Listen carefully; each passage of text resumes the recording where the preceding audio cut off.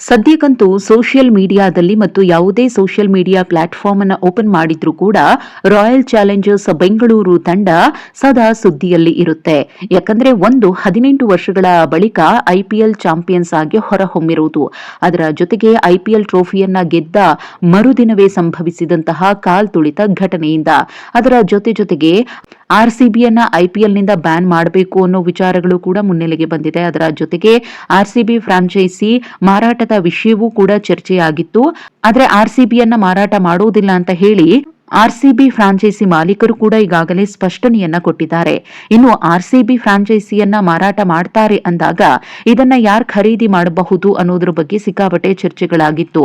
ಕರ್ನಾಟಕದ ಉಪಮುಖ್ಯಮಂತ್ರಿ ಆಗಿರುವಂತಹ ಡಿಸಿಎಂ ಡಿಕೆ ಶಿವಕುಮಾರ್ ಅವರು ಆರ್ಸಿಬಿ ತಂಡವನ್ನ ಖರೀದಿ ಮಾಡ್ತಾರೆ ಅನ್ನೋದ್ರ ಬಗ್ಗೆ ಸೋಷಿಯಲ್ ಮೀಡಿಯಾದಲ್ಲಿ ಸಿಕ್ಕಾಪಟ್ಟೆ ಸುದ್ದಿ ವೈರಲ್ ಆಗಿತ್ತು. ಆರ್ಸಿಬಿಯನ್ನ ನೀವು ಖರೀದಿ ಮಾಡ್ತೀರಾ ಅಂತ ಹೇಳಿ ಮಾಧ್ಯಮದವರು ಪ್ರಶ್ನೆ ಮಾಡಿದಾಗ ಡಿಕೆ ಶಿವಕುಮಾರ್ ಅವರು ಉತ್ತರಿಸಿದ್ದು ಹೀಗೆ: ನಾನು ಹುಚ್ಚನಲ್ಲ, ನಾನು ರಾಯಲ್ ಚಾಲೆಂಜ್ ವಿಸ್ಕಿಯನ್ನೇ ಕುಡಿಯಲ್ಲ, ನನಗೆ ಯಾಕೆ ಆರ್ಸಿಬಿ ಟೀಮ್ ಬೇಕು, ಆರ್ಸಿಬಿ ಟೀಮ್ ಅನ್ನ ನಾನು ಖರೀದಿಸ್ತಾ ಇಲ್ಲ ಅಂತ ಸ್ಪಷ್ಟನೆಯನ್ನ ಕೊಟ್ಟಿದ್ದಾರೆ. ನಾನು ಹಿಂದಿನಿಂದಲೂ ಕರ್ನಾಟಕ ರಾಜ್ಯ ಕ್ರಿಕೆಟ್ ಸಂಸ್ಥೆ ಅಂದ್ರೆ ಕೆಎಸ್ಸಿಎಯ ಸದಸ್ಯ ಮಾತ್ರ. ಈ ಹಿಂದೆ ನನಗೆ ಕೆಎಸ್ಸಿಎ ಮ್ಯಾನೇಜ್ಮೆಂಟ್ಗೆ ಸೇರುವ ಆಫರ್ ಬಂದಿತ್ತು, ಆದರೆ ನನಗೆ ಟೈಮ್ ಇಲ್ಲ, ನನಗೆ ಸಮಯವಿಲ್ಲದ ಕಾರಣ ನನ್ನ ಎಜುಕೇಶನ್ ಇನ್ಸ್ಟಿಟ್ಯೂಷನ್ ನೋಡಿಕೊಳ್ಳಲು ನಮ್ಮ ಕುಟುಂಬದ ಬೇರೆ ಸದಸ್ಯರಿಗೆ ಬಿಟ್ಟಿದ್ದೀನಿ.